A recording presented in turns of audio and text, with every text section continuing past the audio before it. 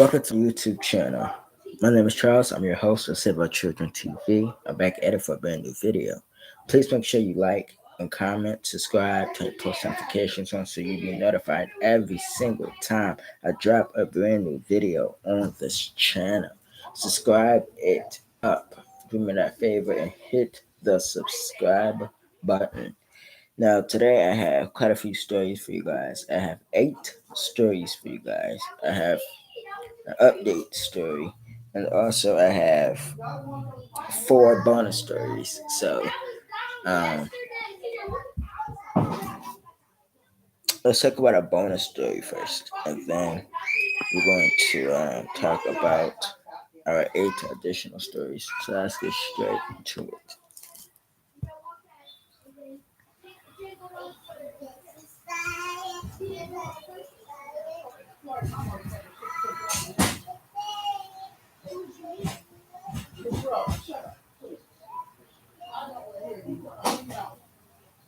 No, I don't.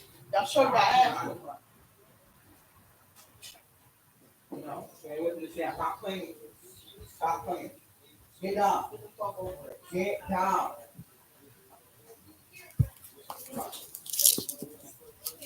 Two Buffalo homes are damaged.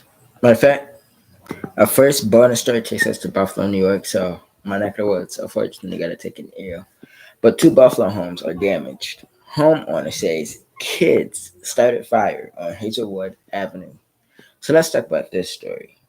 2 homes on Hazelwood Avenue in Buffalo went up in flames Sunday afternoon, and one homeowner who caught the incident on video said that the fire was started by neighborhood kids. Carl Fleming, whose home was one of the 2 damaged, told News 4 that he returned from a trip to the store and found his neighbor's house engulfed, with the blaze having spread to the side of his home. It's just a shame, man. Good thing nobody got hurt. All that I can say, Fleming said, I'm upset, I'm mad, but thank God nobody got injured. Fleming claimed that the footage from a neighbor's ring security camera shows that little kids from down the street started the house fire.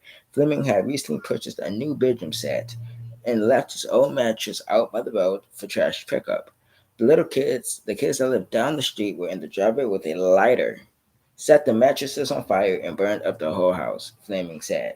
One firefighter was hit in the head with debris while responding to the fire. He was taken for evaluation, expected to be okay. Fire investigators called the fire intentional, but stopped short of calling it arson. That's because the mattress was caught on fire, not the house itself. The incident remains under investigation. The actual term arson may come with intent, Daniel Rossi, Buffalo Fire Division Chief told News 4. So it was definitely started not accidentally, but I refrain from using the word arson at this time. Damages are estimated to cost about $50,000 to repair for Fleming's home and $100,000 for his neighbor's home, which took the brunt of the flames. Here is the news video.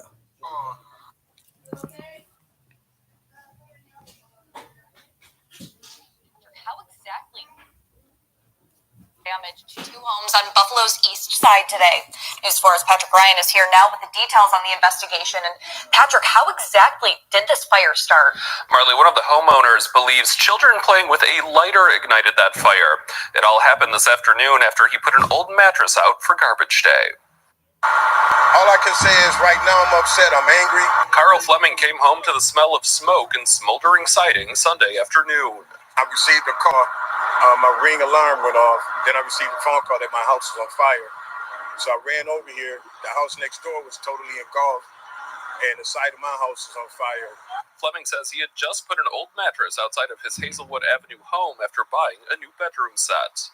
And the little kids that lived down the street, were in the driveway with a lighter, set the mattresses on fire, and burnt up the whole house. Fleming tells us that lighter ignited his old mattress, first catching his neighbor's home on fire. Buffalo firefighters knocked down the smaller flames at Fleming's home first, then moved on, blasting water into his neighbor's burning home.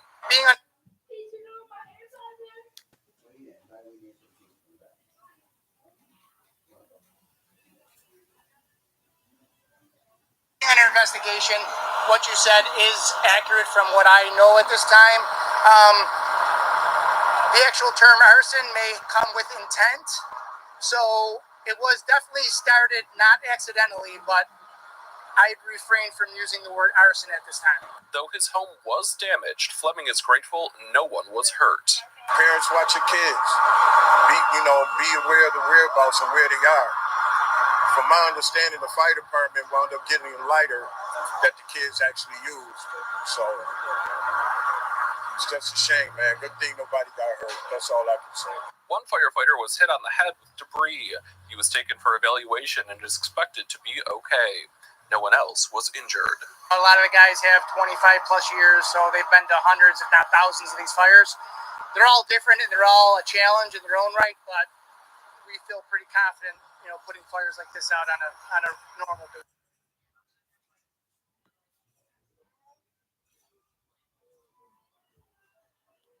Okay, let's talk about this particular story. Number one, because you have to ask yourself, how did these children get access to lighters? And the only thing that is embedded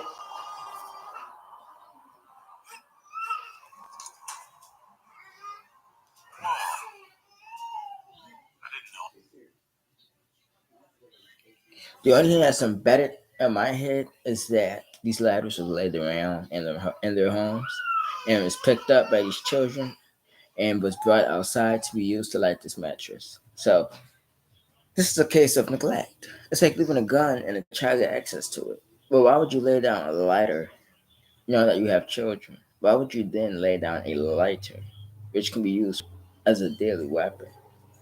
Because if you light somebody on fire and they die from the injury, a lighter is considered a deadly weapon now. So you lay down a object that is flammable, and the fact that children got a hold to it and lit a mattress on fire and caught 2 houses on fire. The thing is, you got to be aware. You can't be negligent, and I think that at this point, those parents who wasn't supervising their children needs to be arrested for neglect. Give me a second to charge this laptop up.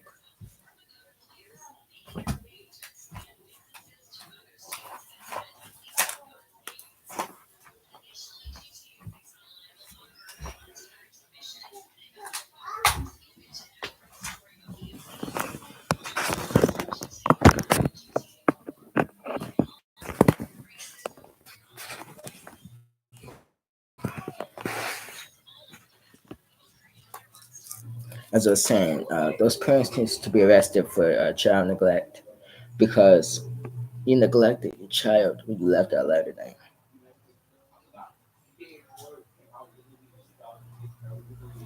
And that the children got access to it and set a mattress on fire. And it caused 2 houses to be engulfed and blaze. And at the end of the day, those parents need to be held accountable. And those children going to need the help and resources to steer them back on the right path. Clearly, they must have seen someone lit something on fire before or played a video game where something was lit on fire. So these children got this from somewhere. They didn't just do this out the blue. Children normally, when they see a adult do something, then they would do it. So they must have saw someone set someone on fire and decided to get a lighter and set the mattress on fire. And again, I think that as long as we don't monitor our children and see what our children are doing, then we just as responsible for whatever happened. And again, parents of these children need to be locked up because at the end of the day, you fail to supervise your children. And they could have been seriously hurt or even killed if that house engulfed in flames by that mattress.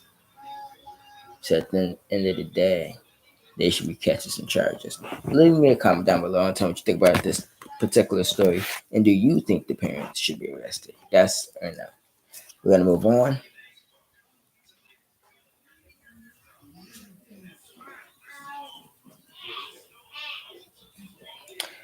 We have another house party shooting. This time, it's in Indiana. One dead, 23 others wounded. Let's talk about it.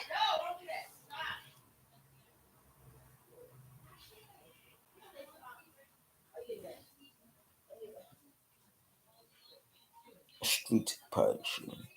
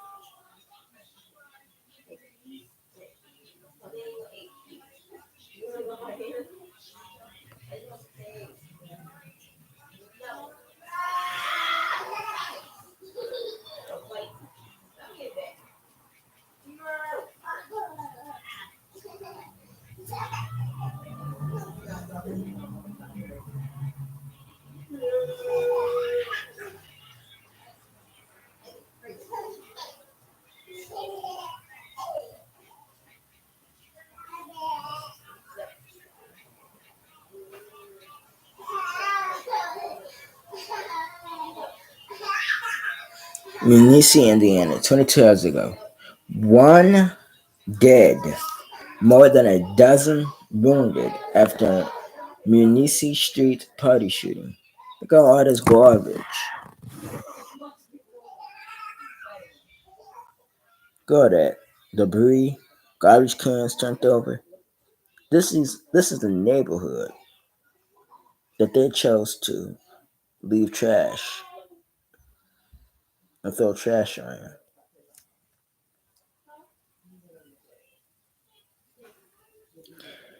Muncie, Indiana is going to take an L. A street party on the south side of Muncie turned into the scene of a deadly shooting early Sunday morning. One man died, 19 others were treated at Ball Memorial Hospital's emergency room, and 4 were taken to other hospitals. 13 victims remain hospitalized in stable condition. After the mass shooting, police announced that there is no current danger to the general public. Strangers came up and decided to take a person on somebody he knows in the crowd, said one anonymous man who claimed his nephew was the Black Party's disc jockey. You can't fight against an AR. He let loose in the crowd, irate in the crowd. The Delaware County coroner identified the deceased victim as 30-year-old Joseph Boner. There was no indication of if Boner played an active role in the shooting, whether any of the victims were suspected of firing guns or any firearms were recovered. A witness at IU Baltimore Hospital in Muniz described the scene of emergency department kayaks with more than 100 people descending on the facility, many of which were victims that were transported by private vehicles. Officers from several agencies, including a Muniz-based FBI agent, secured the crime scene and collected evidence of South Hackley and East Village streets, while doctors and nurses treated the wounded from the mass casualty event. By midday, detectives were still walking the debris-strewn street and parking lot with brown bags filled with collected evidence.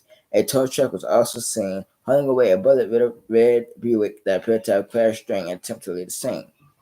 It is too early in the investigation for me to say much. Delaware County Prosecutor Eric Hoffman, in a statement, I can't say that I have been in contact with Muniz Chief of Police and I continue to get updates on the investigation. There are far too many guns on the street, and I certainly question the wisdom of someone having a huge outdoor party with several hundred people, including juveniles, carrying on into the early morning hours. Let's take a dose of gratitude. This is not the Vegas Strip or Times Square. This is a residential neighborhood. The Muniz Homecoming Festival Committee issued a statement on the shooting, noting that the street party where the shooting happened was not part of the official MHF celebration going on this week. The Muniz Homecoming Festival Committee organizers and volunteers are saddened to hear of the senseless tragedy that occurred in a great city just shortly after 1 a.m. on Sunday, July 30th, 2023, at Hackley and Willard Streets. The loss of life and multiple injuries occurred at a local black party that was not a part of the official MHF weekly celebration events and programming, but has certainly left us all bereaved as our community mourns together. We are praying for the families of young men who passed away, as well as the families who have relatives who were injured and remain hospitalized. This tragedy will not stop the hard work and dedication of those who endeavored to make Venice a peaceful and loving community. Acts of violence will not be tolerated, and we are not united and moving forward in a positive manner, even in grief. Bernice Parks Superintendent Carl Malone told Fox 59 he chaired the neighborhood crime watch meeting last Thursday, and residents experienced fear that this weekend could turn volatile.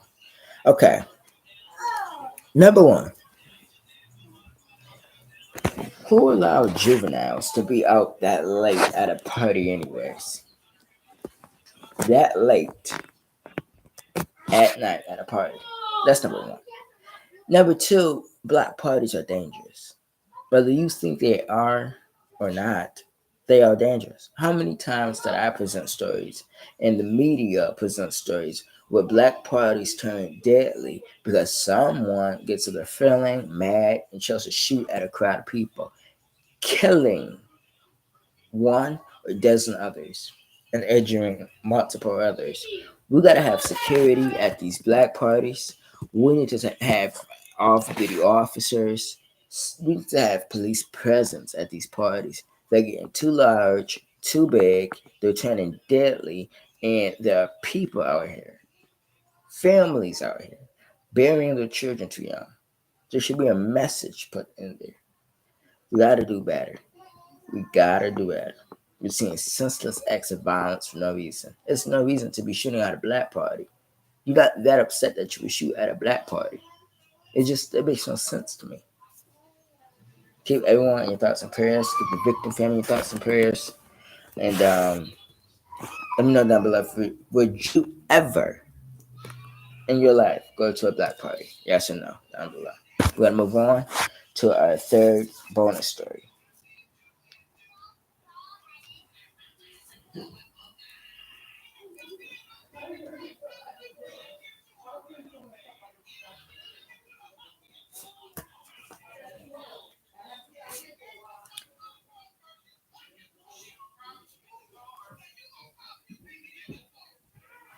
I gotta get my curtain pulled back up. Kids want to fight, tear my shit down.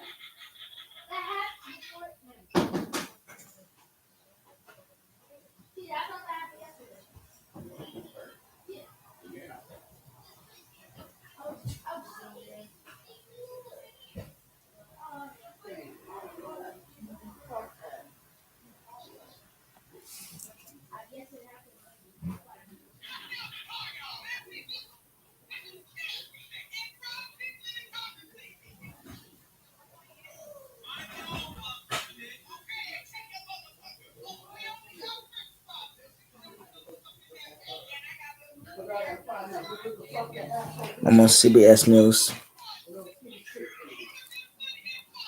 Mexico is going to take an L. Mexico. 14-year-old boy. Let me put that again. 14-year-old boy and his dad was arrested after a teen allegedly used father's gun to kill a 13-year-old girl in New Mexico. Police arrested a man and his 14-year-old son after the teen allegedly shot and killed a 13-year-old girl in northern New Mexico, police said. The teens, who have not been publicly identified, were in the 14-year-old boy's Cuesta home on Friday afternoon, listening to music with two other juveniles when the shooting happened. Officials said at some point, the 14-year-old boy allegedly took out a pistol, shot the teenage girl, and dragged her body outside. A short time later, William Brown, the 39-year-old father of the teen, returned home. Police say he and the teen refused to come out of the house for about 30 minutes after the officers arrived. Police arrested the teen on the charge of open count of murder in the first degree. They also charged him with 2 counts of tampering with evidence and 2 counts of assault on a police officer. Officials did not specify why the teen was charged with assaulting police. Brown, who allegedly owned the firearm, was charged with negligent making a firearm accessible to a minor, resulting in death. Police say he was booked into the Tahoe County Detention Center, and his son was booked into the San Juan Juvenile Detention Center. Officials have not responded to requests for information about other 2 juveniles who were in the home at the time of the shooting. Cluster Mayor John Anthony Ortega said in a social media post that he was saddened by the tragedy. A vigil was scheduled for Sunday evening. Around 4.6 million minors in the U.S. live in homes with at least one unloaded firearm, according to Guilford, NARA Center to Prevent Gun Violence. Now, this is the father of the suspect. Well, the both is the suspect. This is the 14-year-old's father who's also arrested. Look at his face for a second, okay? And tell me that he looked like he needs a gun. Does he look like he needs to be in possession of a gun? I want to say this. Number one, father, why would you think it was a right thing to lay down that gun for your 14-year-old son to pick it up and shoot and kill a 13-year-old girl? I don't understand. Like, why would you be bringing out a gun when there's juveniles literally in your home? Why would you be brandishing a gun and for your son to get access to the gun and then cause a deadly shooting by shooting down a 13-year-old girl? My thing is this.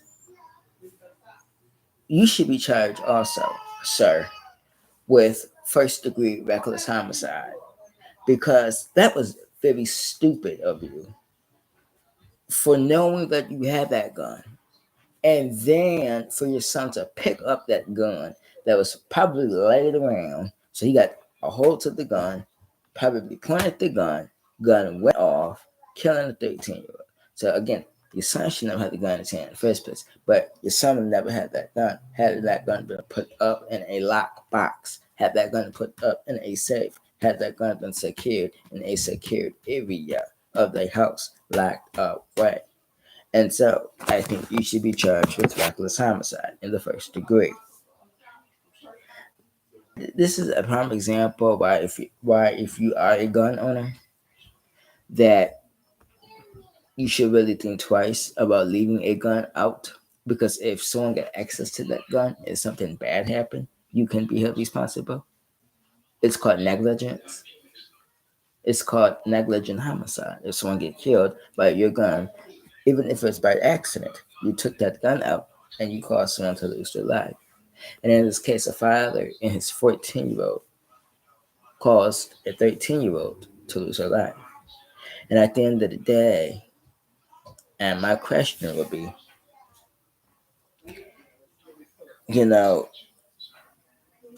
this father was so negligent by taking out that gun. He was so negligent. And again, the victim mother, did you really do a background check on this person before you allow your child to go over his house? Did you really do a background check? Because that could have been a start. Because maybe if you had done a background check, your child would be alive today.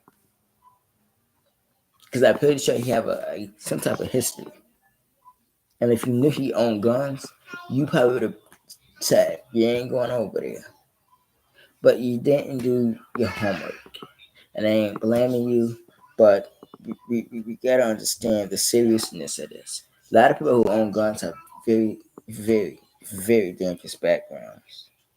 And so you should want to do your homework. You should want to do a background check. I advocate about this all the time on my channel because it's very important for people to start doing background checks. Start doing background checks. Don't bring people around your children that is not suitable to be around your children. Don't put your children in that type of danger. It ain't worth it. It ain't worth it. Now you got to bury your 13-year-old child behind senselessness. A senseless act. And again, it ain't worth it. So we gotta do better.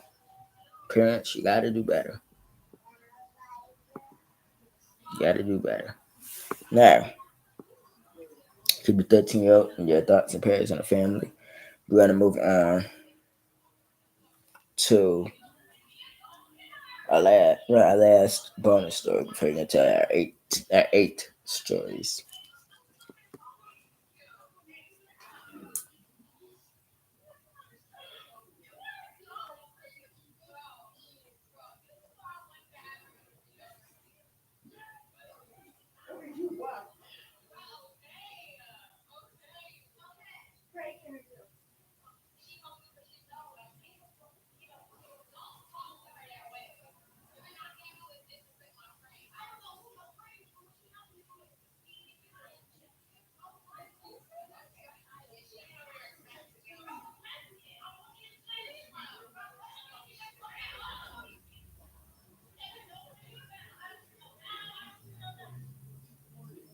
Before we go on to before we go on to our last bonus story, I have another slight bonus story I'm gonna talk about that just happened yesterday.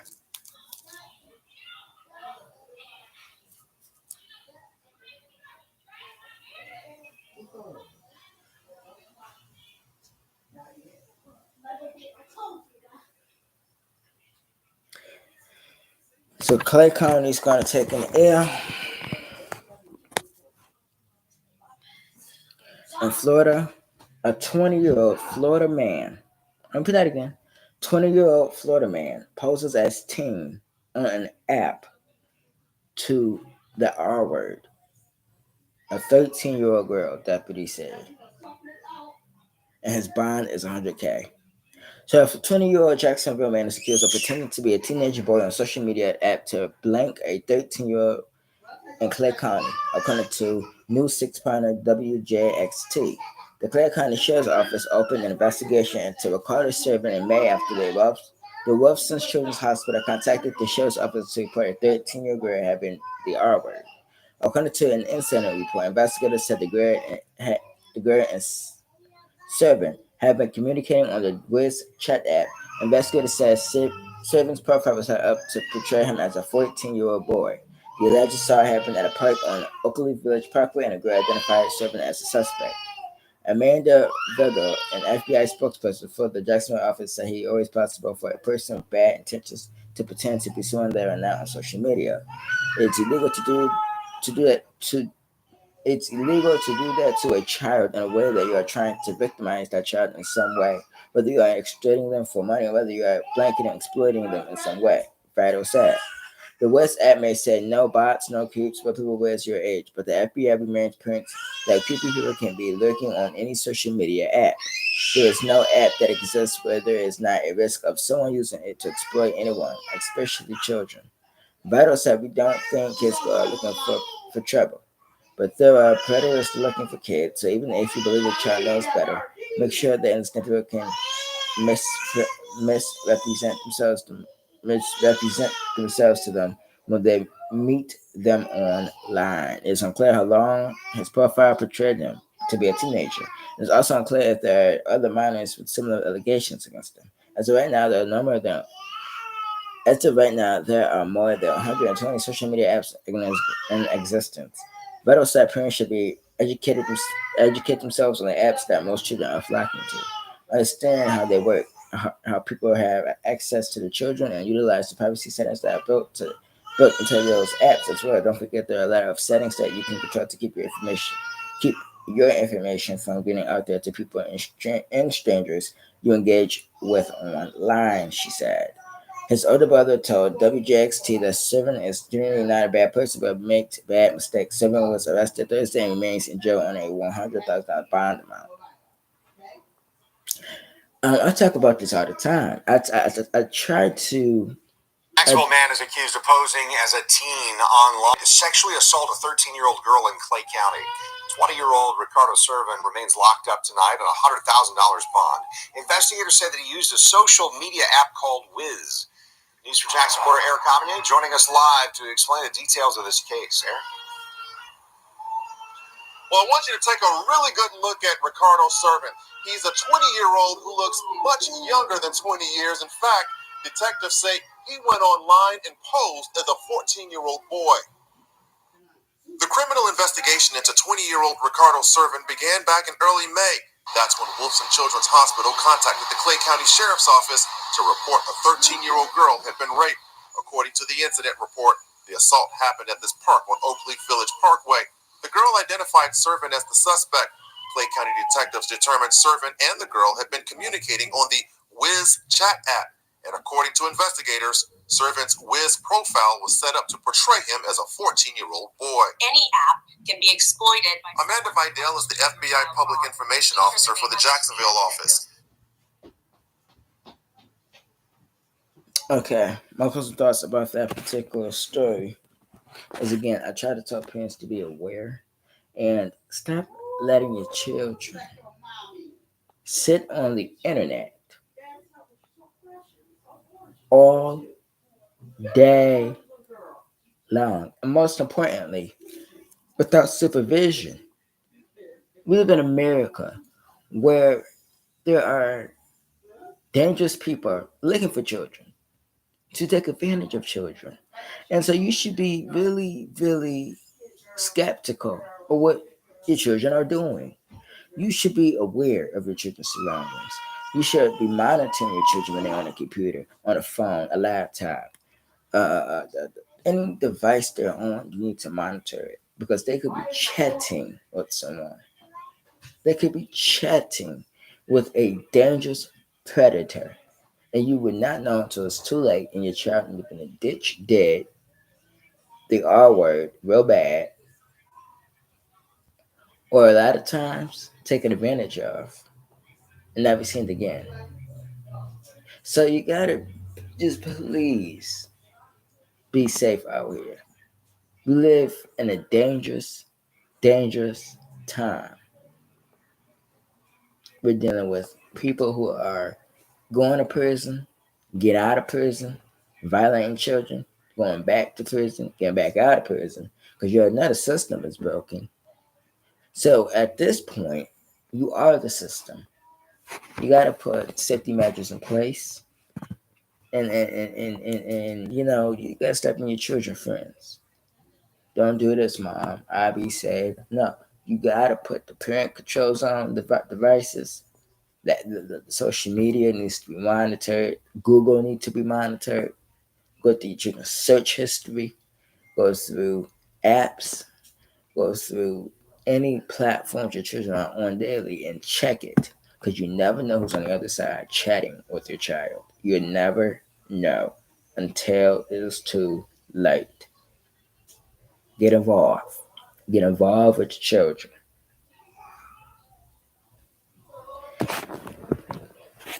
Now we'll get back to the original story that I was supposed to talk about.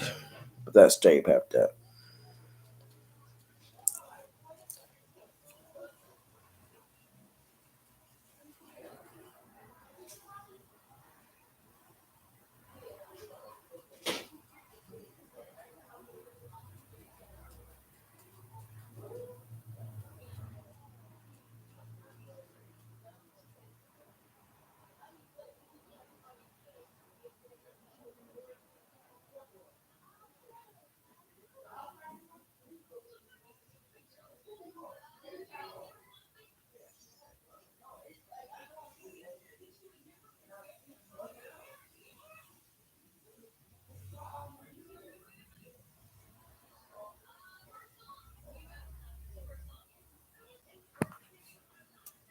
Been exposed to criminal.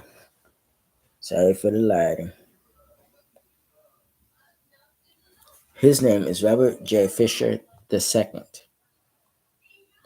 And he was arrested for murder and for the R word, a 3-year-old Rensselaer girl. So he raped and killed a 3-year-old girl, which is just sick and deprived. Rensselaer, wherever that's at, it's gonna take an L. The investigation into the death of a 3-year-old girl earlier this month has resulted in murder and rape charges against a 33-year-old city man. Rensselaer County District Attorney Mary Pat Dunlop and Rensselaer City Police have filed that a grand jury indicted Robert J. Fisher II on second-degree murder and first-degree rape counts. He should have been charged with first degree murder. In fact, he should have been charged with capital. He should have been charged with first degree murder and first degree rape. The investigation followed a July 7th incident.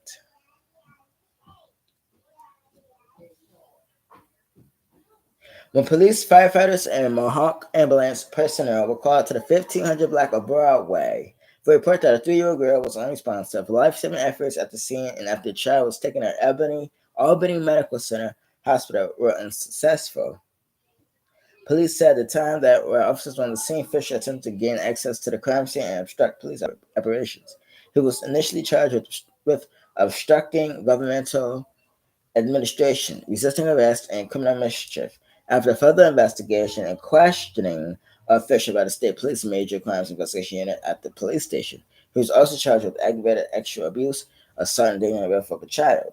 Police said the parents of the child were cooperating with the investigation. A source with the knowledge of the investigation said Fisher had been in a relationship with the victim's mother. Fisher, who was remained in custody since the incident, is scheduled to be arraigned at 9 a.m. Wednesday in county court before Judge Deborah J. Young.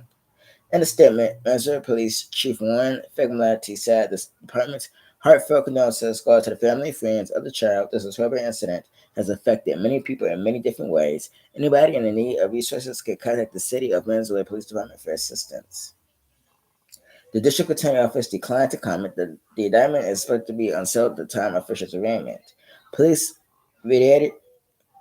credited city firefighters, state police, Mohawk Ambulance Services, District Attorney's Office, the County Health Department, and staff at Albany Medical Center staff and Alice Hospital for the response during the investigation. So this is another case of mom's boyfriend. That's what it looks like. You know, when you put your children in danger like that, and you choose your boyfriend over the safety of your child, then I think you should be arrested also and face some charges.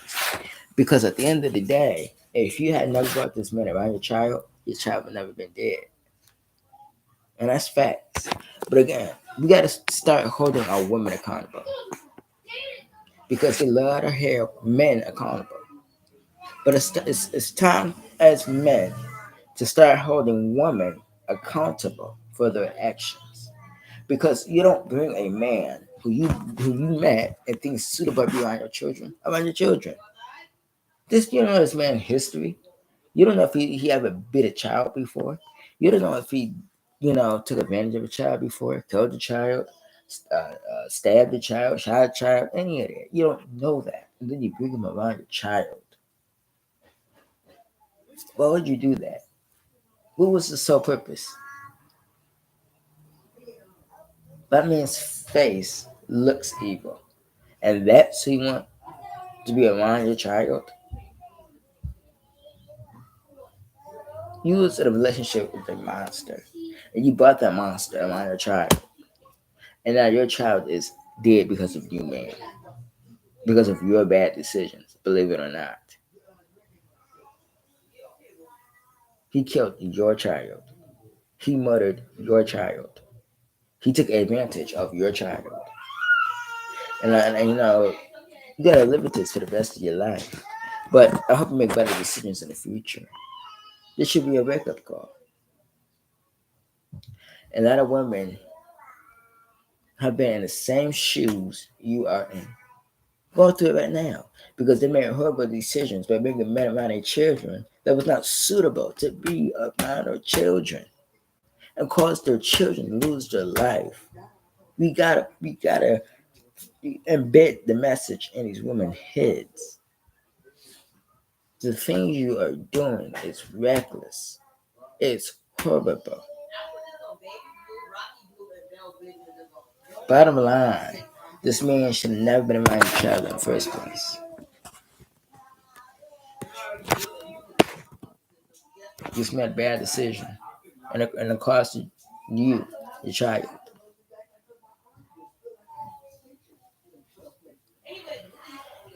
Condolences to the 3-year-old victim, to the family. I hope you get closure and justice. And, I think that there should be a message and a record call to women out here who choose to put themselves in harm's way, and men too, but it's more mainly women. You never see a man on the news who brought his ex around his child often. It's mainly women. And I think it's sad, and we got to do better. We just got to do better. So, like, comment, subscribe. We're gonna move on to our first story. Those were our bonus stories. Give me just 1 second.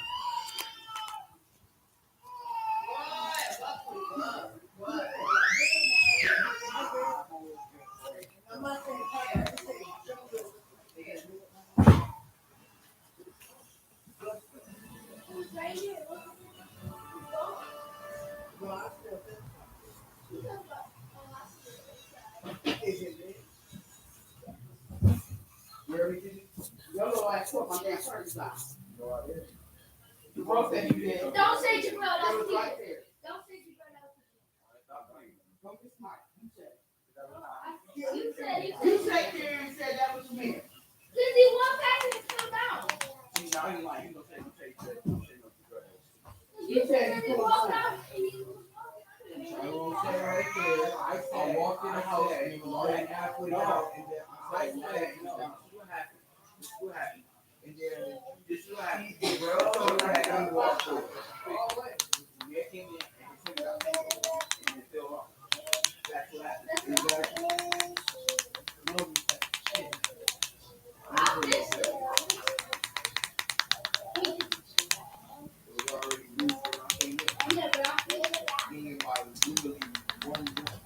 It wasn't bothering me. I had class, I could walk back and forth through.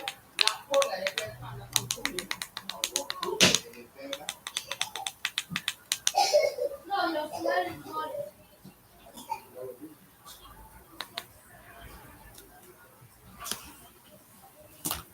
Give me a second.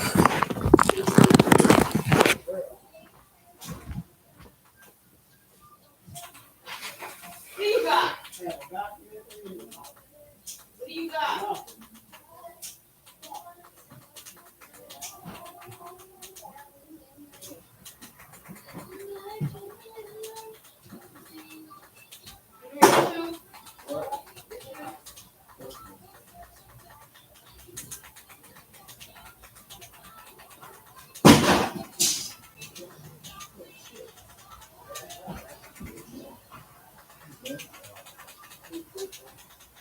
It's not like you show on me.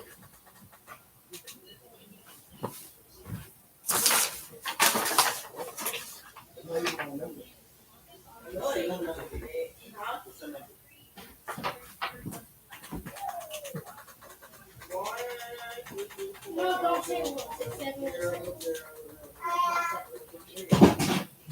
8. What did you guys say? Big Sean.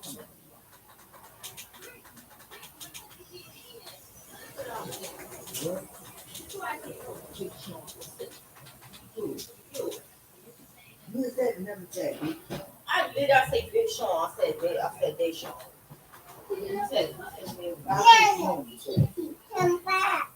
Let me address Mr. Lorenzo. The orders?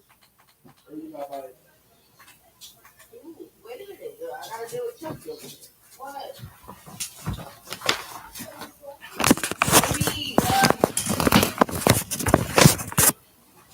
Who got the arrow? What? What? Why you pulling me? I'm on WSB TV.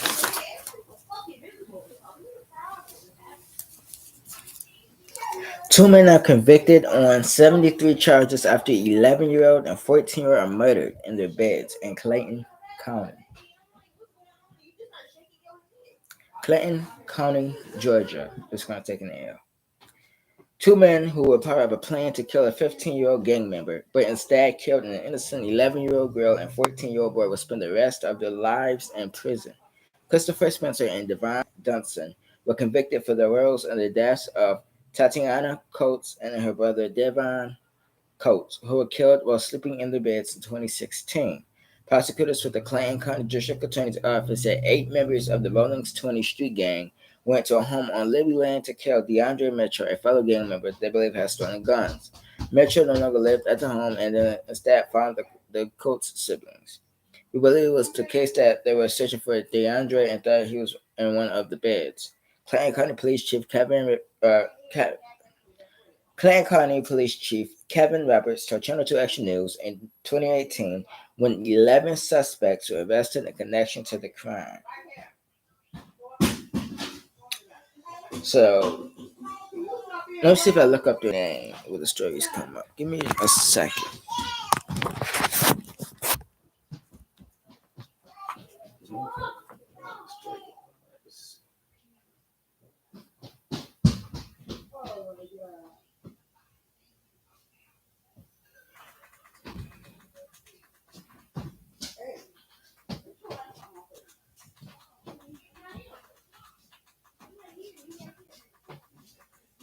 I would really recommend you not shut up.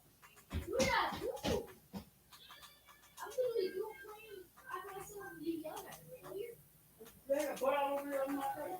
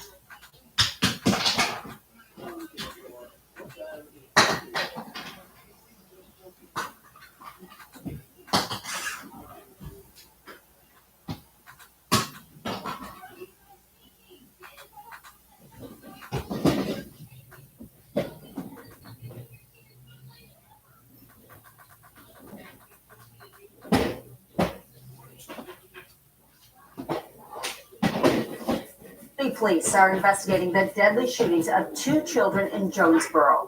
Police say the children, ages 15 and 11, were killed early yesterday morning inside this home on Libby Lane. Investigators say someone broke into the house while the parents were away. Good Day's Natalie Foltz has the latest. What actually happened? Why those children were dead? A question many people are trying to find the answer to. Clayton County police are still searching for a motive into why at least one person came into this Jonesboro home early Saturday morning and murdered.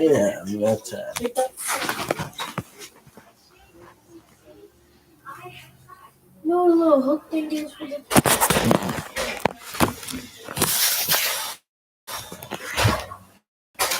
New developments on a gang-related case involving the members of the Rolling 20 Street Gang. The Clayton County DA's office announced a jury found Christopher Spencer and Devin guilty of murder.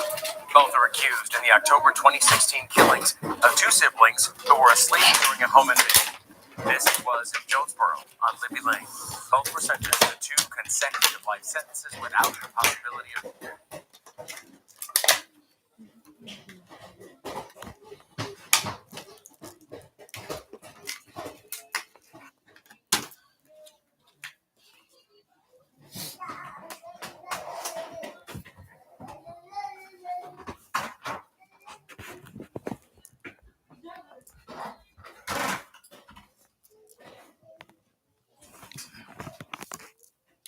Number 1, the story happened back in 2016. Number 2, we talking about 13 people involved in this crime that took place in 2016, where 2 siblings were killed, age 11 and 14.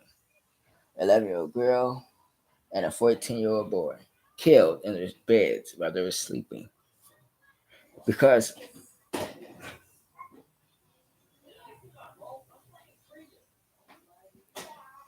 thirteen men decided to go and shoot up a house. And 2 men were just convicted yesterday, I believe, and sentenced to 2 consecutive life sentences without parole. I want to say this. This is heinous. This is brutal. The fact that y'all thought who y'all were looking for is still living in that house doesn't matter. What gives you a right to shoot up someone's house just because you wanted to kill someone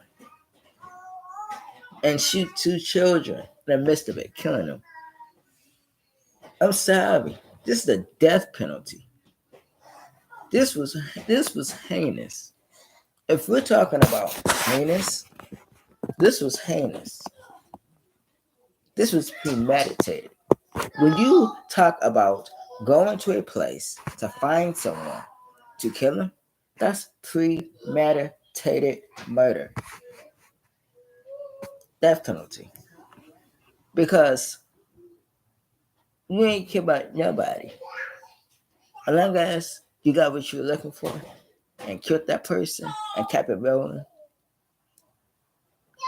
Crazy.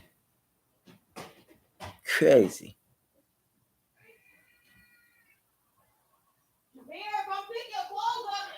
I just thought I understand how we become so careless. Grown men out killing children. I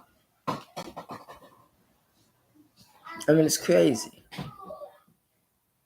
Do you mean to tell me you can't even sleep without taking a fatal bullet? That's crazy. That's crazy. And again, these gang members should have been already in prison. But the system's so damn broken that they just allow any and everybody to be on the streets. Not everybody needs to be on the streets. People who are dangerous belongs in prison. That is what prison is for. They should have been in prison a long time ago. But you wait till it's too late. We got to do better in society. We got to get these gang members off our streets so our streets can be safe for our children. Our children shouldn't end up dead in a bed. That don't make sense.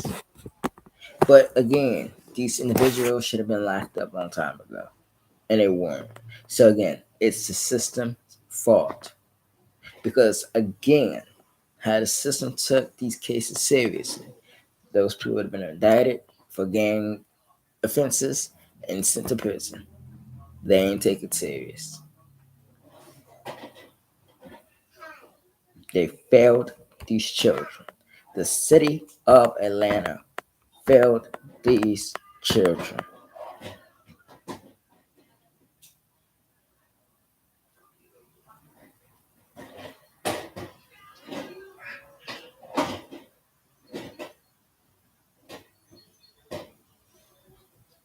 Bottom line.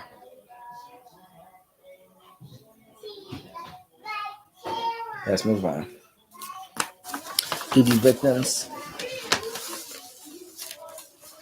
in your thoughts and your prayers, and family in your thoughts and prayers, as they still cope with the senseless loss of their loved ones. Even though it happened 6 years ago, I know they're still devastated, still hurting, because they got to relive this nightmare all over again. We're going to move on to our second story.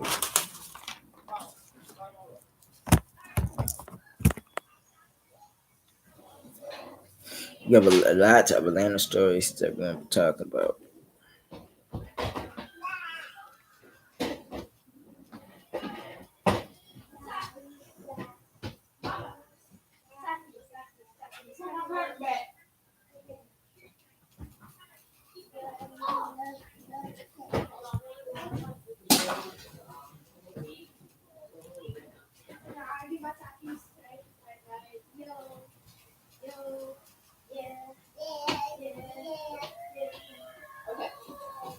Excuse me. I gotta make a phone call. I love you. Go back over here. You're gonna stop her throat.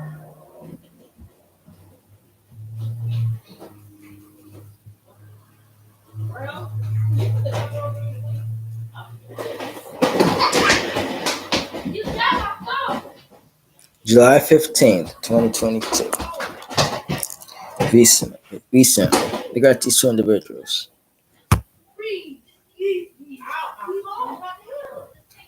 Drug addict parents Okay. Police said the two were charged with felony murder in connection to the infant's 2021 death. So it's something in 2021. Two Atlanta parents are in the jail. Two Atlanta parents are in jail after an infant died with cocaine in their system in 2021, police said. Robert Williams and McKaylee Navarros were arrested on July 13th and denied bond. According to court documents, they are charged with second-degree child cruelty and second-degree murder. Officers said they went to 3491 Fireburn Place on September 20th, 2021 about an infant that was unresponsive. When they got there, they found the baby. He was not alert, unconscious, or breathing, according to the department. Arrest warrants for both parents mentioned the child was 2 months old, and a toxicology report showed that the baby had both cocaine and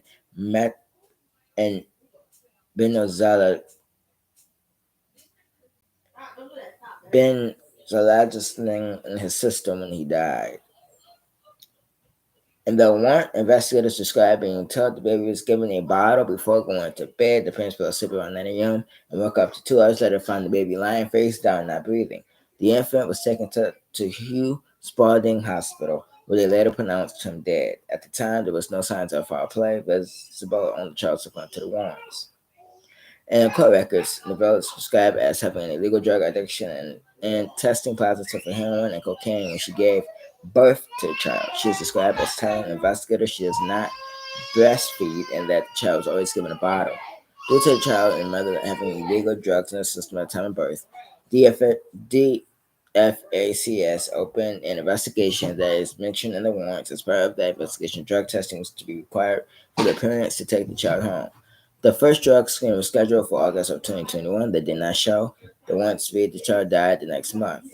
Homicide investigators said they worked with the Fulton County medical examiner, and the investigation will later reveal that the baby had cocaine in his system when he died.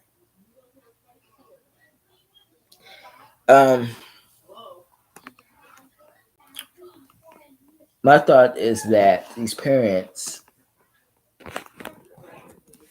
should have never had this child in their custody. That's number one.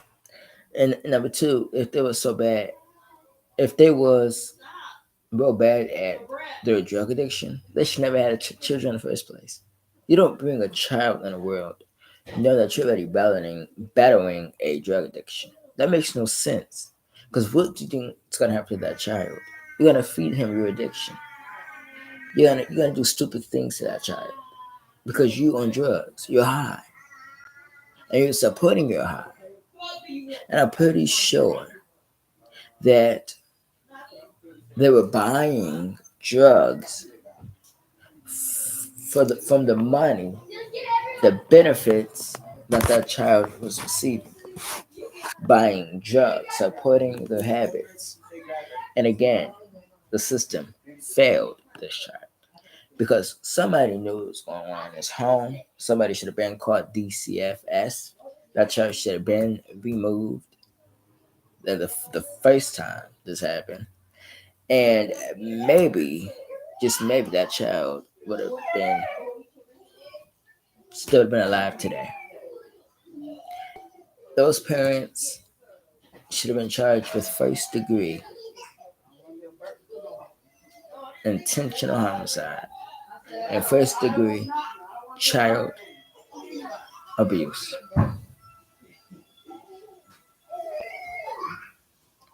By giving that child them drugs and that child ingested cocaine,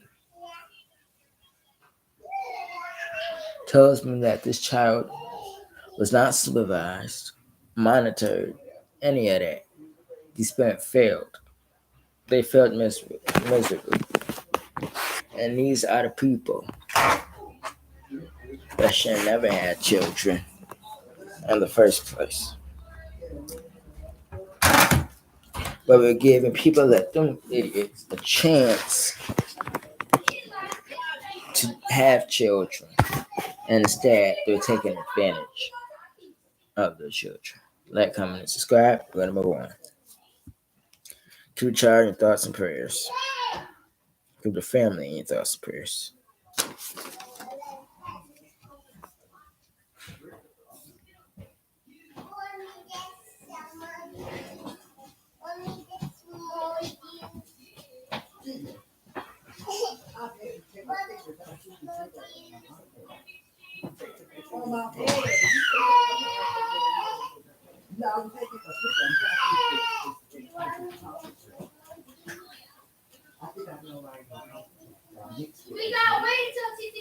July 12th, 2023. This is the next story we're talking about. They slept in my home. Mom of teen with autism who was killed by friends now trying to bury him. A Metro Atlanta mother whose 16-year-old son with autism was shot to death in a Clayton County park is now trying to raise money for his funeral. Jamarius Deontay Smith was shot to death in Lovejoy Park on June 29. His mother, Navatilova Ellen, said her son was asleep in bed when a group of boys he considered friends came to his home and invited him to another friend's home. At some point, Smith was shot to death and left in the park. Smith told Channel 2 Audrey Washington that at 12:30 a.m. the next morning, police knocked at her door. They asked me if I had a picture. I showed them a picture, and that's when they told me they're sorry they found my son in Lovejoy Park dead. He was shot 5 times, Ellen said. Ellen said her son was diagnosed with autism at age 4, but got better with time and therapy. So of course he thought the guys were his friends as they went to school with him. Ellen said they had slept in my home. They have eaten in my home. Police said one person has been arrested and charged with murder, aggravated assault, and possession of a firearm during the commission of a crime. That person has not been identified. Police said more people could be arrested. Ellen said that Jamarius was one of her 7 children and that she lost her job 2 days before he was killed. She said the family has not been able to go back to their home because of the trauma of being there. Ellen told us she had no idea why anyone would kill her son and had a message for the people she believes are involved with the murder. Yeah, I woke my son up and lured him to the park with y'all, and y'all murdered my son, said Ellen. Ellen is now working to raise $7,000 to bury her son and move out of Clayton County.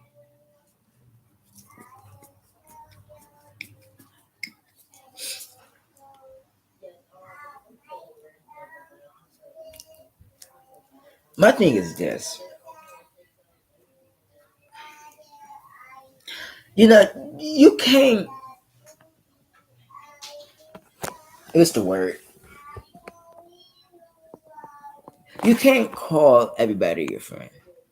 Friends don't do this to one another. To take advantage of someone with autism, take them to a park, shoot him and kill him 5 times, and leave him there. I don't understand what gives you the right to do that. Secondly, this right here is premeditated.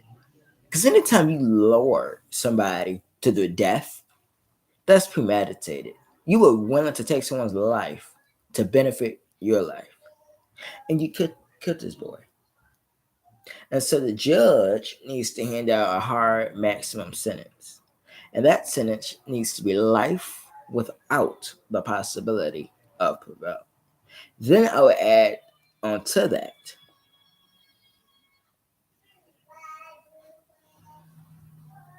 75.5 years on top of life without parole.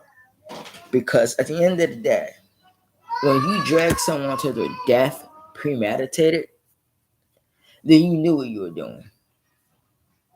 You knew what you were capable of doing. Parents, you got to talk to your children about their friends, because their friends are really not their friends. They claim to be their friends, but friends don't turn on each other. And at the end of the day, they're going to have to pay for this. Now this mother got to move out of Clayton County because she's devastated and can't go back to that home. This is the result of selfishness. Because y'all chose to gun down her child. Like, comment, subscribe, turn post notifications on. Keep the victim in your thoughts and prayers. That is the victim that I showed you on the phone. And take post notifications on. Thumbs up. And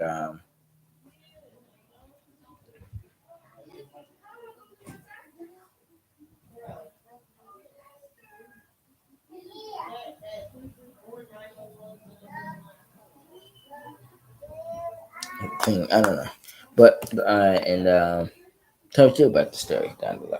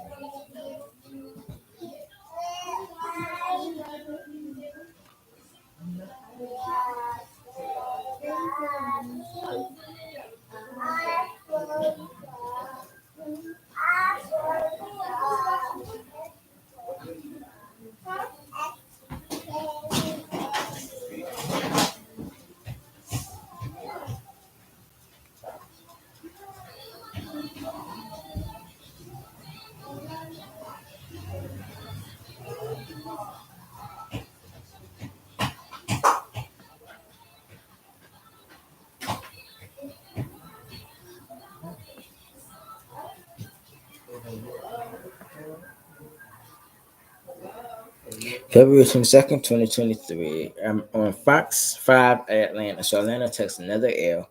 Three men, an 18-year-old is charged with murder of a Peachtree City teen. 3 young adults have been arrested in connection to the death of a 15-year-old girl at a Peachtree City apartment complex. Madison Greasewind, 15, was found dead by her mother around 6 a.m. Tuesday inside their apartment at the Greens at Bramlin, according to Peachtree City Police. A final cause of death is pending determination by the medical examiner, but authorities say an injury to Madison's head appeared consistent with a gunshot wound. She was so young, said Jada Zimbabwe, one of the victim's friends. She didn't do anyone anything to anyone. She didn't do anyone anything. She didn't do anything to anyone. A smiling face is how friends and family of 15-year-old Gresham remember her. She was just really sweet. Zimbabwe said everyone I know liked her. She's outgoing too. Gresham mom found her and immediately called 911. She's bleeding from the head, her mom said on the phone. Police say detectives quickly arrested 3 18-year-old suspects, all acquaintances of the victim. They identified as Justice Smith, Jacobin Brown, and Yeshua Mathis, all from Fayetteville. Each faces a murder charge. This was not a random act, said Peachtree City Police Assistant Chief Matt Myers. They knew who apartment they were at, and it was in some way related to matters between these individuals. At this point, investigators have not identified a specific motive for how the 3 suspects got into the apartment. During the 911 call, her mom said her daughter's bedroom door was locked when she woke up. I came through the bedroom door. Her bedroom window was open, and the blinds are a mess, her mom said. That window is not part of the investigation. The window was taken by the Georgia Bureau of Investigation Crime Scene Unit in its entirety for processing of evidence. Myers said that's why there were a bag covering a window. For Grayson's friend, this loss hurts.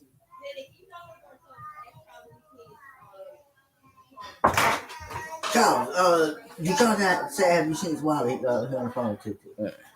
It's just scary knowing someone so close was murdered so brutally, Zimbabwe said.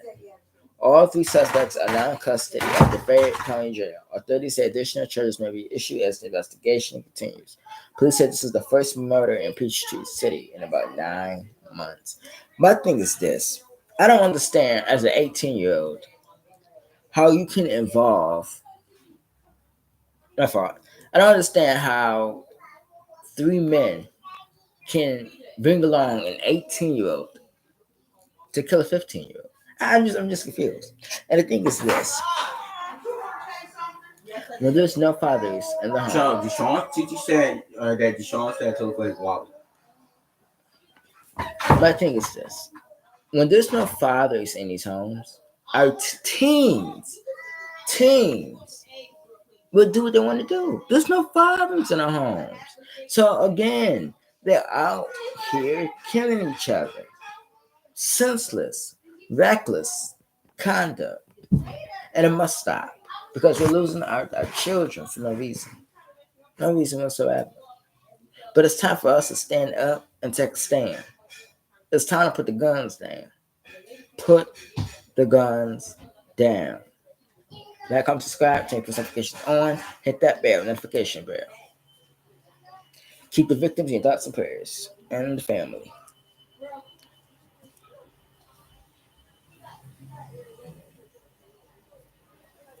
Another Clayton County.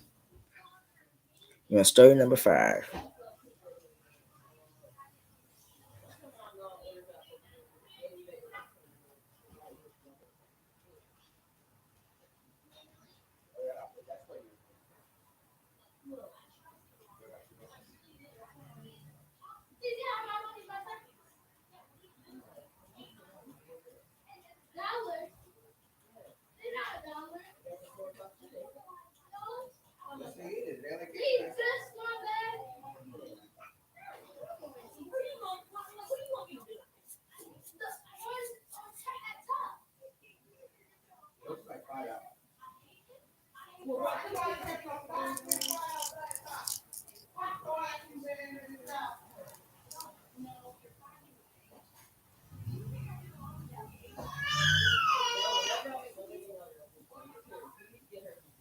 Clayton County mother is cleaning a gun, shoots 10-year-old son to death through bedroom wall, police say.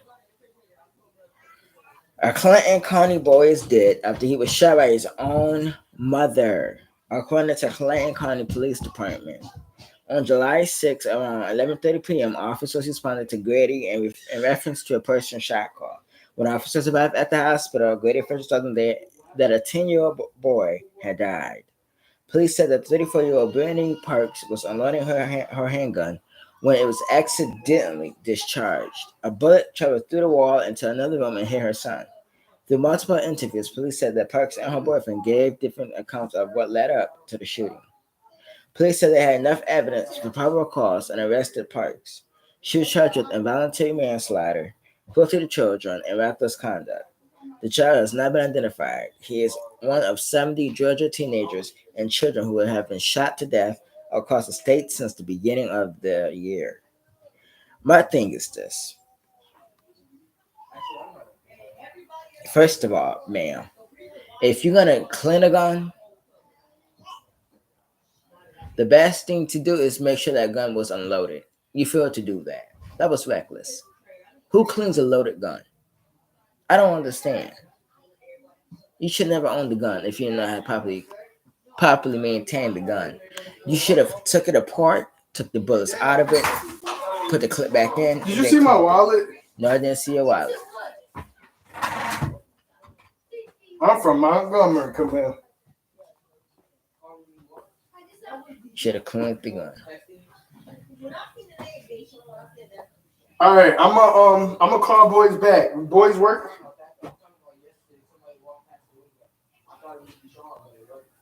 Mother is in jail after police say she shot and killed her 10-year-old son. Charles. County officers say Brittany Parks Could you look under the gun discharge while she was unloading it on Thursday. Yeah, do A bullet YouTube. went through the wall and hit the child. Investigators say Parks and her boyfriend brought him to the hospital where he died.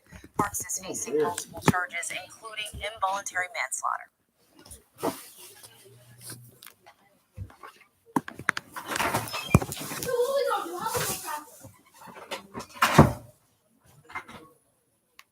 Again, the mother failed to, properly manage that gun. She failed to take the gun apart, and she ultimately caused her child to lose his life. This is the mother right here. You should have been more careful. It was reckless what you did. It was really reckless. And, condolences to the family and keep them in thoughts and prayers.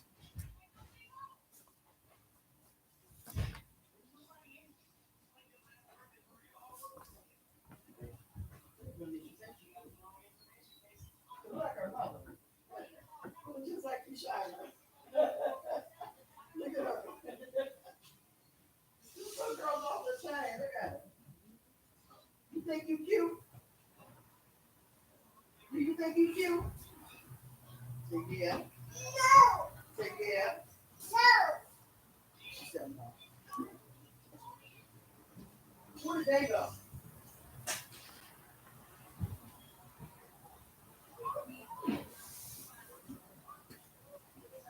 So our next story, which is story 6 at a rate. At least 78 Georgia teens and children have been shot to death this year. So July 24th, 2023, 9:10, I'm on Yahoo. So let's talk about it. At least 78 Georgia teens and children have been lost to gun violence this year. Georgia teenagers have been the victims of gun violence on a nearly daily basis in 2023. In addition to the teens and children who were killed, dozens more have been injured by gunfire since the beginning of the year. Channel 2 Action News has spoken to the families of multiple victims in the Metro Atlanta, who are all now grappling with the unimaginable loss of a child. Many parents have told us that gun violence needs to stop. Here are some of the stories. A 15-year-old boy was shot to death in Covington, according to the Rockdale Newton-Citizen. His identity has not been released. Covington police arrested 29-year-old Tamias Stanley. July 23rd, an 18-year-old boy was shot to death at an apartment complex in Gwinnett County. His identity has not been released. Homicide investigators have yet to provide information regarding the motive or identify a suspect. July 17th, a 19-year-old woman was kidnapped and killed by her ex-boyfriend in Fayette County. Police said the woman was at her job at a ring stop when Cameron Jermichael Hopkins, 20, came to the restaurant and kidnapped her at gunpoint. Police said that Hopkins eventually sped off from officers near Banks Road, and the chase went into Clayton County, where he pulled into Lovejoy High School. Fayetteville police said their officers there pit maneuver to end the chase, and they heard several gunshots fired inside the car. They said Hopkins also fired shots at the officers' cars. Hopkins and the victim stayed inside the Camaro as the officers took over and gave commands to Hopkins to exit the car. Deputies were able to fire in irritant into the Camaro from a safe distance and take Hopkins into custody. Officers and deputies found the 19-year-old woman dead with several gunshot wounds. Her name has not been released. In Savannah, a 15-year-old was shot to death. According to WJCL, the shooting happened at around 11 p.m. on West Montgomery Cross Road. Officers arrested 18-year-old Anthony Gregor and charged him with aggravated assault. They said they also expect him to be charged with murder. The victim's name has not been released. July 16th, a 16-year-old boy was shot to death while he was at a job at the Cap County IHOP. Police had initial information that indicated that the victim and the suspect knew each other and had been engaged in an ongoing dispute. The victim and the shooter have not been identified. July 12th, a 15-year-old boy was shot to death in Augusta. According to WRDW, the coroner identified him as Jabari Webb. He is the third 15-year-old boy shot to death in Augusta this year. July 7th, a 16-year-old Muskogee County boy was shot to death in Columbus, according to WRBL.com. Bobby Lanes was shot multiple times at the Arbor Point Apartments. It's unclear if any suspects have been identified. July 6th, a 10-year-old Clinton County boy was killed when his mother unloaded her handgun and went off. The bullet went through the wall into Charles' room, hitting and killing him. His identity has not been released. His mother, Brandy Parks, was charged with involuntary manslaughter for the children in the second degree and reckless conduct. I just talked about that story. July 4th, a 19-year-old was found laying face down with a gunshot wound in Warren Robins. Orman Humphrey was taken to the hospital, where he died. Police said they believe he was shot inside a vehicle, according to WGXA.com. July 1st, a 4-year-old girl who shot herself with her father's unattended gun in May has died from her injuries. Phoenix Daniels got hold of her father's gun while he went to take a phone call in Grovetown on May 29th. She died July 1st. Her father was facing numerous charges.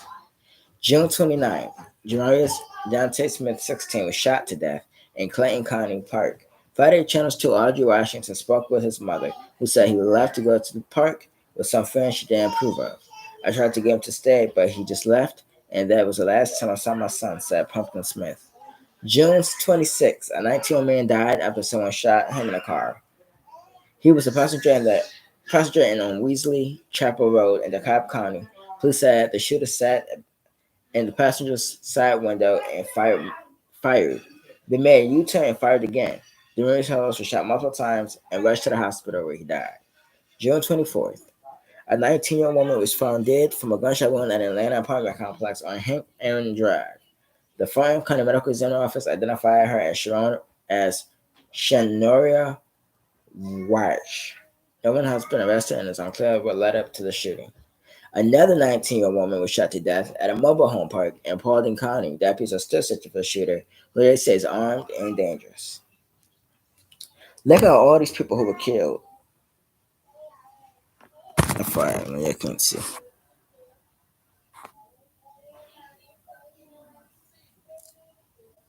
Look at all of this. All these people who were killed in Georgia. And this is the thing. The thing is this. There needs to be a program for our teens, our violent teens, all around the cities and states. There needs to be a program where they get off the streets, take classes, and get some help at the same time. Because we're killing each other for no reason, over gang affiliation, over he stole this, she stole that, intended target, showing the wrong person, wrong identity, stolen vehicle, for different things. We gotta do better in the community. That's sad. A list of people killed between the ages of 18 all the way down to 4 years old. That should anger a lot of people. From 4 years old to 18 years old. It should anger a lot of people. It should want that Atlanta community to make a change. Because, again, children, families, got to grow up in that area. And as long as there's gun violence and people being killed, that's what you got to witness that every single day. Children are witnessing people dropping dead like flies. That's crazy. Got to do better. Because we're selling ourselves short. There's no need for it. Like, comment, subscribe.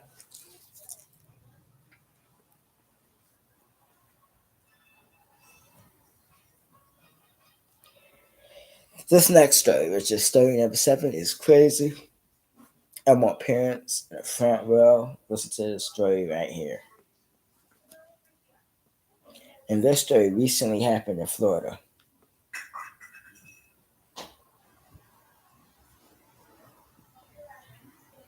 I'm on Metro News. Monday, July 31st, 2023 at 9:16 a.m. Florida is going to take an L. An 11-year-old girl is handcuffed by police after a kidnapping prank she thought would be funny. An 11-year-old girl was arrested after she falsely reported that her friend had been kidnapped. The youngster texted 911 and told officers that her 14-year-old Paul had been abducted by an armed male driving a white van in Florida, USA. She sent the message at around 9:45 a.m. local time and also claimed she was following behind the van in a blue Jeep. Her bogus alert sparked a huge-scale police search operation for the vehicle with multiple units and air support called into action, reports ABC7. Volusia Sheriff's Office said for the next hour and a half, the girl texted updates including a description of the male suspect and that he had a gun. But when no suspect was found, officers tracked down the original location of the phone where the message was sent from. It brought them to a home in Poppy Lane, Port Orange at 10:23 a.m. and police then confronted her father, who told them she was inside the property with her family. As deputies approached the girl, she was holding her cell phone, which was ringing as she walked out to meet the deputies, police said. When answered, Volusia Sheriff's Dispatch was on the line and deputies verified they were on scene. The girl reportedly told deputies she got the idea to prank 911 through a challenge she had discovered on YouTube and went through with it because she thought it would be funny. During body cam footage of her arrest, an officer is heard telling her, "Stay calm. You can talk to your parents. We can open the window and let you talk to them. Nothing's going to happen to you. Do you understand that?" She nods her head to say yes before her father says, "I'm telling you this right now. You're going to take this as a lesson at 11 years old that if you do something stupid in the future, you're going to enjoy those cuffs. The girl replies, I'm not going to do this again. The officer then tells her, this is going to be an opportunity for you to turn this into a learning experience. This is not something that you're going to carry with you for the rest of your life, okay? Sheriff Mike Chetwood said, this kind of prank activity is dangerous. We're going to investigate every incident, but today is wasted valuable resources that might have helped someone else who legitimately needed our help. The girl has been charged with making a false police report concerning the use of a firearm in a what? The girl has been charged with making a false police report concerning the use of a firearm in a violent manner and misuse of 911. She was taken to the Family Resource Center after the incident before being transferred to the Volusia Regional Juvenile Detention Center, where she currently remains. In the UK, a 14-year-old boy has been arrested on suspicion of causing death by dangerous driving after a girl 7 was killed by a motorbike in a hit-and-run crash. So, I'm talking about both of these stories real quick. One, the first story in Florida. She said she got the challenge off of YouTube. She probably saw the I forgot her name. Hold on.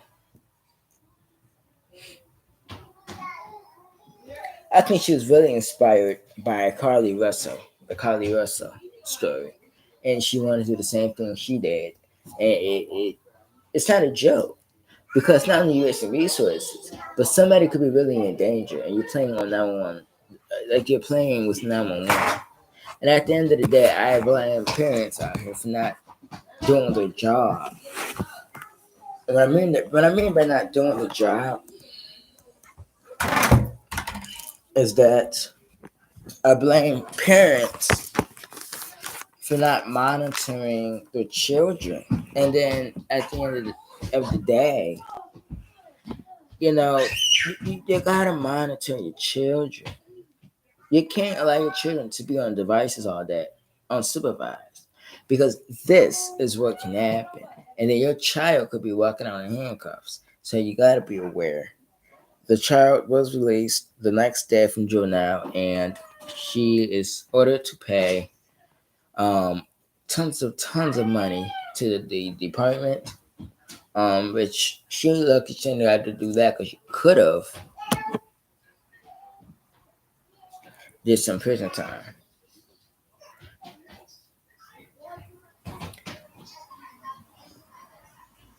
Before I do the last story, story 8, another story just came through that I want to talk about.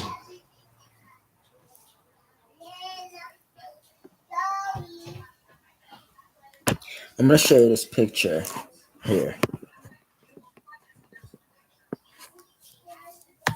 Look at this picture right here.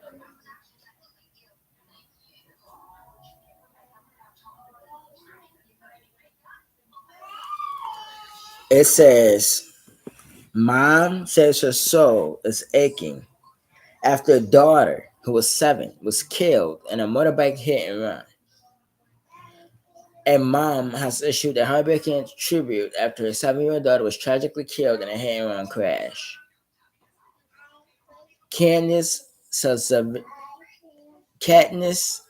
Salazar was playing outside her home in Walsall when she was struck by a motorbike at around 7 p.m. on Thursday. She suffered critical injuries and was rushed to Birmingham Children's Hospital but could not be saved. A 14-year-old boy has been arrested on suspicion of causing death by dangerous driving and remains in custody. Eyewitnesses said little Katniss had been playing on a scooter just yards from her house when a horrific incident happened in Turnstone Road. Her father reportedly begged his daughter to open her eyes as neighbors ran to perform CPR on the child. The youngster's mother, Tessa Stone, has shared an emotional tribute following her death. She wrote on Facebook, God took her away too young and fragile. I don't have strength and I don't want to say goodbye to you, my star. How to let you go? My heart is bleeding, my soul is aching. Who will take care of you now? Up there, my angel. Every day she told me, I love you, Mom. You are the best mother and the most beautiful because you take care of me and do everything to make me happy. You became a star in the sky. You cried that one day, Mom, you would be a star in heaven and you would be left without me. You were so strong, healthy, and smiling, always in the three aces.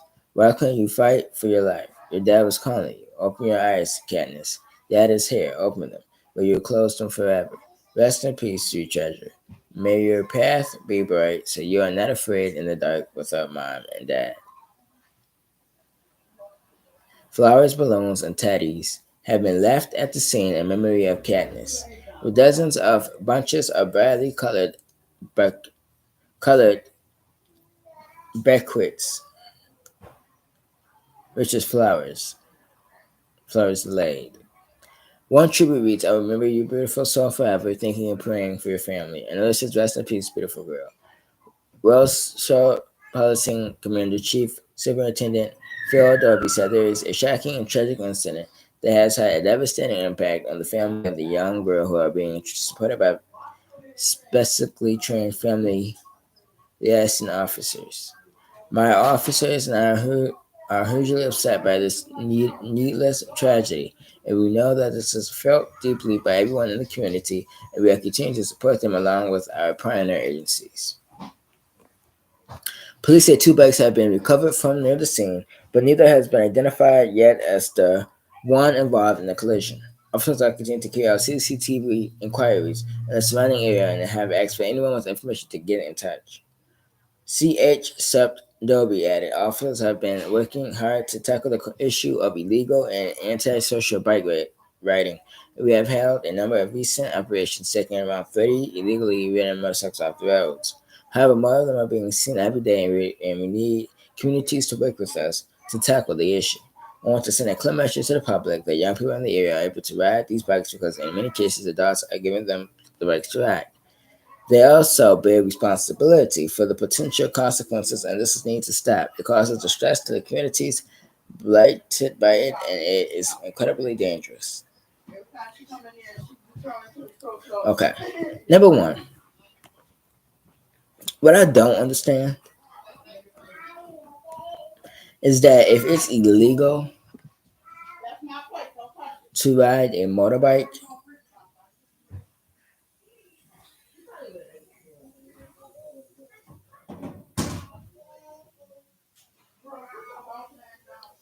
then you chose to be reckless by driving a vehicle that was not suitable to be ridden. You rode on the sidewalk, hit and killed a 7-year-old. And after you hit a child, you then ride from the scene. That's called a hit and run. Which means in the court of law, it could be called intent. Which means you intended to hit that child. That was your plan.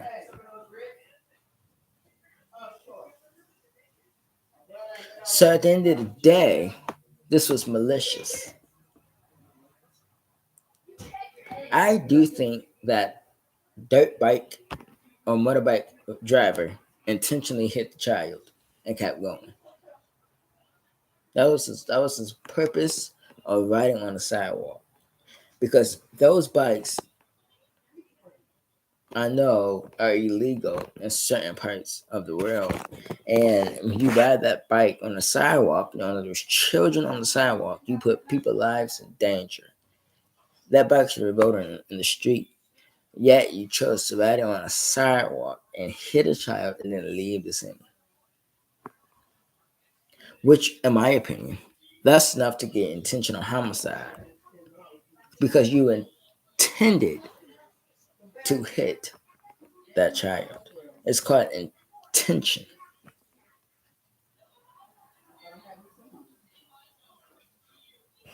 I don't understand the sole purpose of being so negligent, but at the end of the day, I just don't understand what was the purpose. I mean, it's crazy.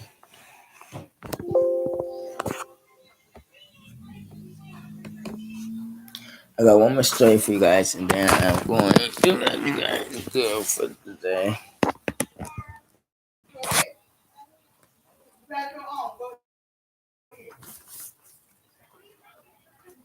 Get the victim without prayers. Let's go to the last story. This story is out of Tennessee, so Tennessee is going to take an air.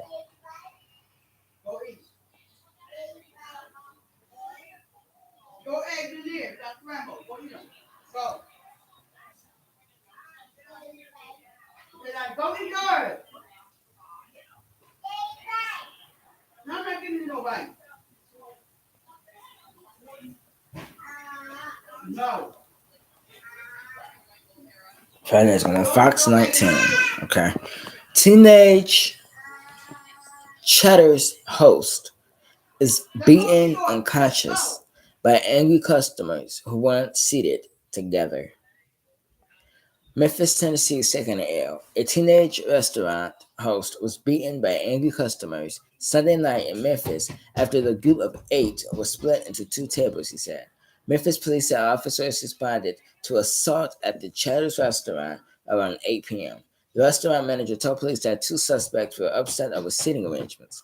The 17-year-old victim, a Maryland Ford, has only been working for about a month as a host at Cheddar's. Following Sunday's assault, he said he has since quit his job and feared for his life. You never know if they'll probably come back, he said. You'll probably kill me if I come back anything. First, a family of 8 came to the restaurant after hearing that they would have to wait an hour for a table. One of the family members suggested that they split up into smaller groups. They were seated, but Ford said that they were unhappy with the tables and left. However, another large group's cancellation allowed for the party of 8 to be seated together. So Ford offered them a large table that was now available. But one of the women in the group confronted Ford, asking why they weren't seated together originally if the table was open. That's when things took a turn, he said. Ford started marrying with the group, punched him in the face. He said he hit the back in he hit back in self-defense, and that's when the group began attacking him. Video shows the chaotic aftermath inside the restaurant. Ford's mother, Letitia Ford, said she rushed to the restaurant after being told what happened. She said her son was unconscious when she got there. Letitia Ford said her son was treated at the scene by paramedics and taken to the hospital. It's very hurtful because they not only did that to him, they were adults and it was a group of people. They could have killed my son, Letitia Ford said. Now that Maria Ford is out of the hospital, he and his family want his attackers to be held responsible. So far, no arrests have been made. Memphis police said they are looking for a white GMC Denali. I do feel that they need to catch them. And whatever consequences behind that, then they're going to have to deal with it. Maria Ford said because you should not have put your hands on me.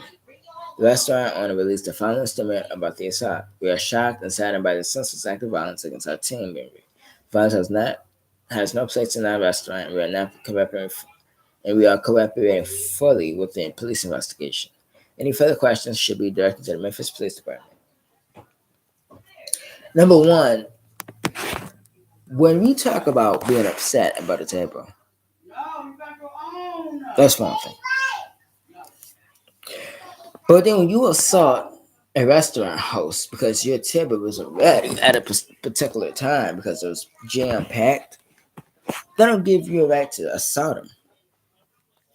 He fell back and hit his head. What if he would have died from his injuries? That would have been intentional homicide.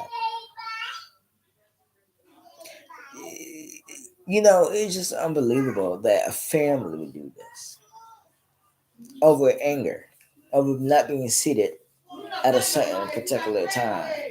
And so at the end of the day, if you thought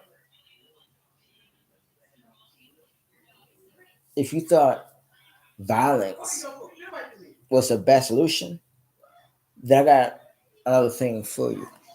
It was wrong. You did it in front of customers. Children was probably at the restaurant with their families eating and witnessed that. Come on, common sense. You abuse your own self. You made yourself look like a fool. So at the end of the day, you set a bad example as a customer in a restaurant. And this is why so many people in America refuses to work at a restaurant because they already know how customers can get. They can get mad. They can choose violence. They can put out a gun. They can put out a knife. All types of things they can do that can injure or kill a person. And so at the end of the day, I think this family needs to be caught, brought to justice. And if anybody know who this family is, tell them to turn themselves in. If you that family out there in Tennessee, turn yourself in. Because sooner or later, you will get caught by the police. You will get caught and arrested. And I will make an update when that happens. So just turn yourself in. Thank you guys so much for watching. Keep the victim in your thoughts and prayers. And I will see you guys on Thursday. Have a great week. Peace.